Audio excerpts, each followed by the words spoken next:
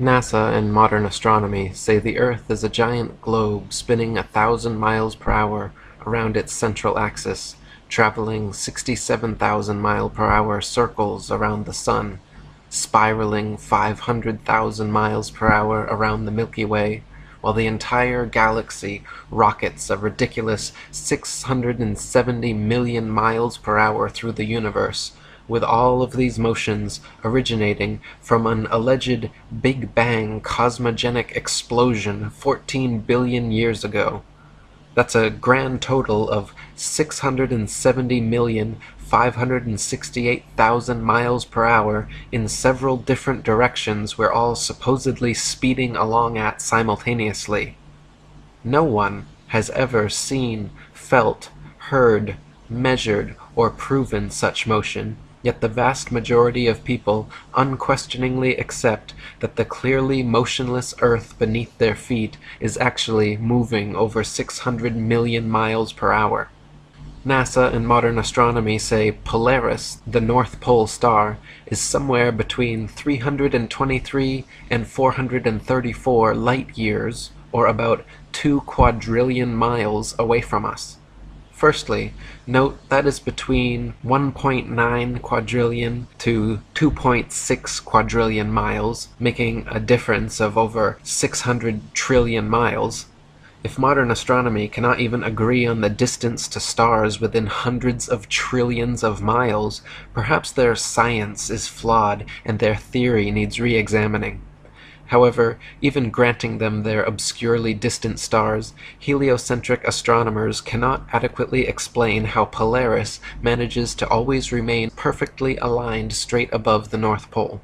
If the globe Earth was really spinning west to east 1,000 miles per hour, orbiting the Sun counterclockwise at 67,000 miles per hour, spiraling around the outer arms of the Milky Way at 500,000 miles per hour, while shooting through the universe at 670 million miles per hour, how is it even conceptually possible that Polaris, 2 quadrillion miles away, day after day, year after year, always maintains its alignment straight above the North Pole?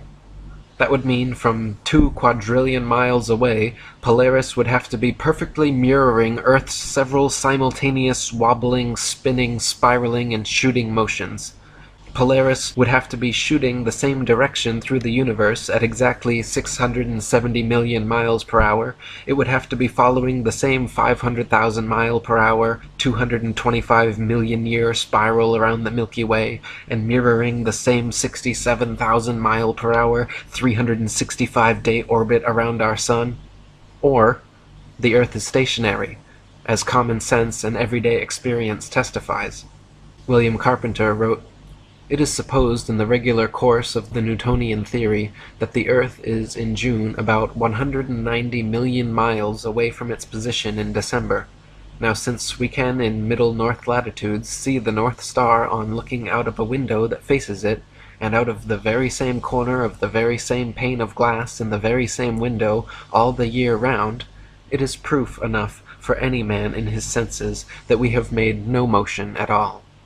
Not only this, but viewed from a ball Earth, Polaris, situated almost straight over the North Pole, should not be visible anywhere in the southern hemisphere. For Polaris to be seen from the southern hemisphere of a globular Earth, the observer would have to be somehow looking through the globe, and miles of land and sea would have to be transparent. Polaris can be seen, however, up to approximately 23.5 degrees south latitude.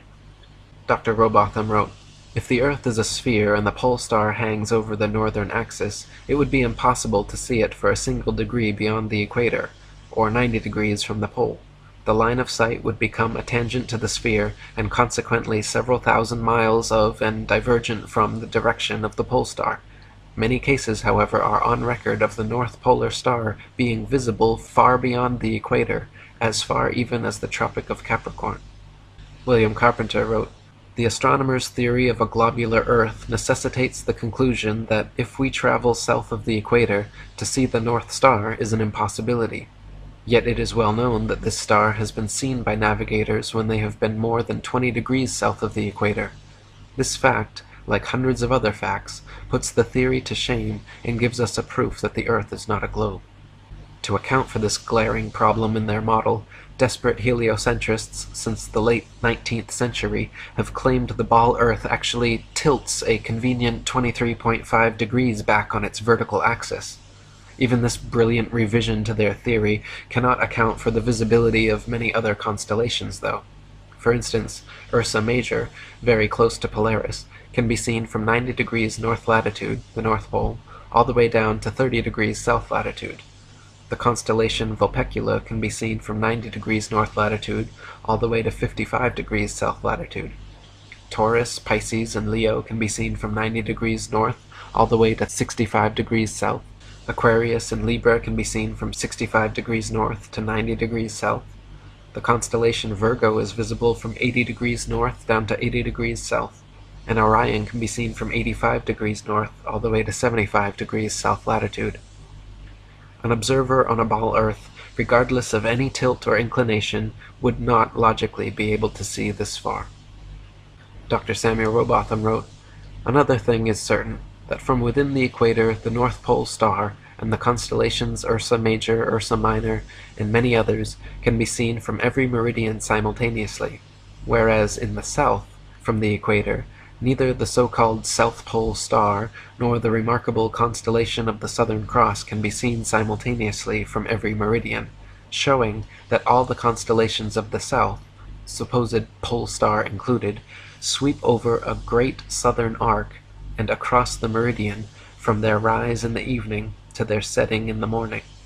But if the Earth is a globe, Sigma Octantis, the South Pole star, and the Southern Cross, a southern circumpolar constellation, they would all be visible at the same time from every longitude on the same latitude, as is the case with the Northern Pole star and the northern circumpolar constellations. Such, however, is not the case.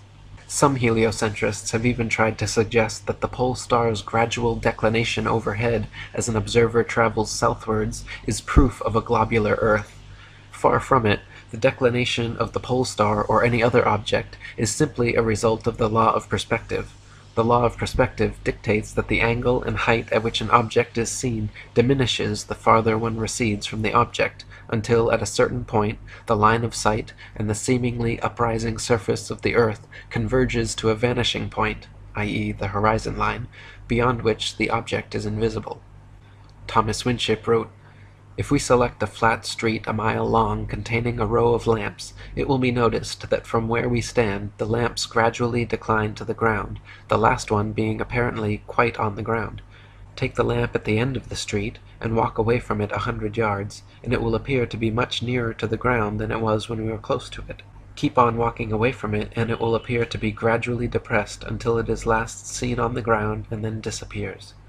Now, according to the astronomers, the whole mile was only depressed about 8 inches from one end to the other, so that this 8 inches could not account for the enormous depression of the light as we recede from it. This proves that the depression of the pole star can and does take place in relation to a flat surface, simply because we increase our distance from it, the same as from the street lamp. In other words, the farther away we get from any object above us, as a star for example, the more it is depressed. And if we go far enough, it will sink, or appear to sink, to the horizon and then disappear. The writer has tried the street lamp many times with the same result." And Dr. Rowbotham wrote, "It has often been urged that the Earth must be a globe because the stars in the southern hemisphere move round a south polar star in the same way that those of the north revolve around the northern pole star. This is another instance of the sacrifice of truth and denial of the evidence of our senses for the purpose of supporting a theory which is in every sense false and unnatural. It is known to every observer that the North Pole star is the center of a number of constellations which move over the Earth in a circular direction. Those nearest to it, as the Great Bear, etc., are always visible in England during their whole 24 hours revolution. Those farther away southwards rise north-northeast and set south-southwest. Still further south they rise east by north and set west by north. The farthest south visible from England, the rising is more to the east and southeast, and the setting to the west and southwest. But all the stars visible from London rise and set in a way which is not compatible with the doctrine of rotundity. For instance, if we stand with our backs to the north, on the high land known as Arthur's Seat near Edinburgh, and note the stars in the zenith of our position, and watch for several hours, the zenith stars will gradually recede to the northwest. If we do the same on Woodhouse Moor, near Leeds, or on any of the mountain tops in Yorkshire or Derbyshire, the same phenomenon is observed. The same thing may be seen from the top of Primrose Hill near Regent's Park, London, from Hampstead Heath or Shooter's Hill near Woolwich.